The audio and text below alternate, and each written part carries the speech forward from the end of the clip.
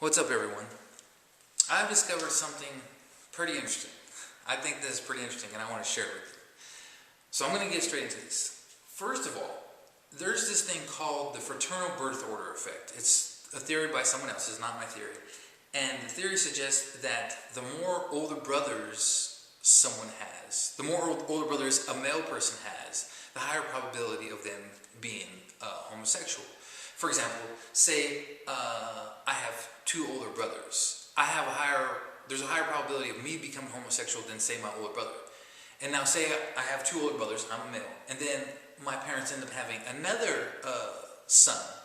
He has even higher probability of becoming homosexual. Again, it's called the fraternal birth order effect.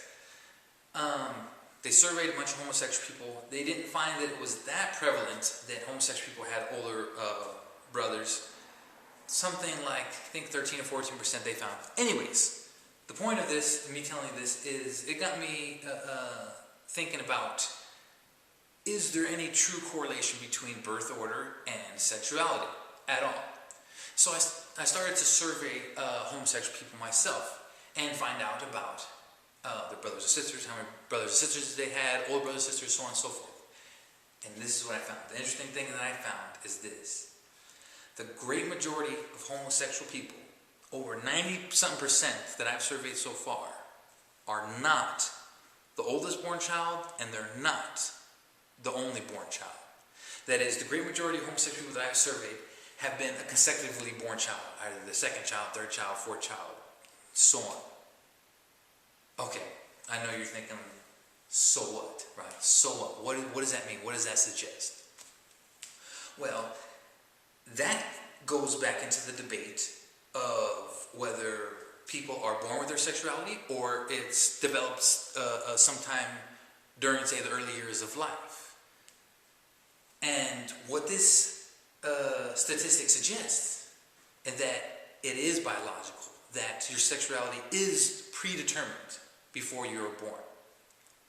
But why, or how? You're saying how? How is that so?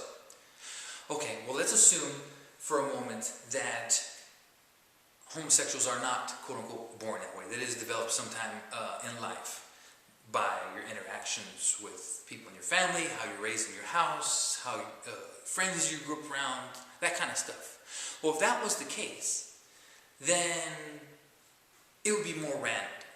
And the percentages would show that. The percentages of, say, firstborn children whom were heterosexual or homosexual would be more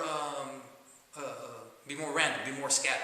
That is, there'd be like, say, 60% of firstborn children were heterosexual and 40% were homosexual, or 70-30, or 50-50, or something like that. But that's not the case.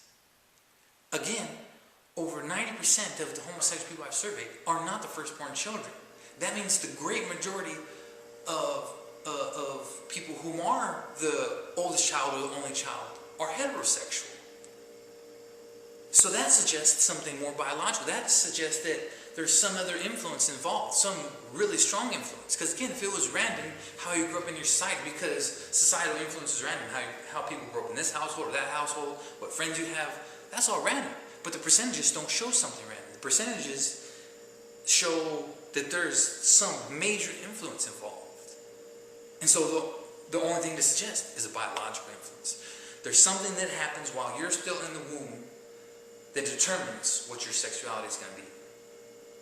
And then, once I realized that percentage, once I was surveying these homosexual people and I realized that the great majority of homosexuals weren't oldest children, and it hit me, I was like, that's why there's not more homosexuals in the world. If the great majority of firstborn children are heterosexual, then they already have the numbers advantage. Because obviously, many women, they only have one child. So if, say you have your first child, and there's like a 90% chance that that child's going to be heterosexual, then of course there's not going to be more heterosexuals in society. And there's not. That's why there's not. Because the great majority of firstborn children are straight. They're heterosexual. That's not random. That's not something that happens by how you're raised in society your interactions with other people, the percentages would not be that high. If it was more random, the percentages would not be that high. There would be more firstborn children who were homosexual. Homosexuals are born that way. People are born with their sexuality. Wow. Wow.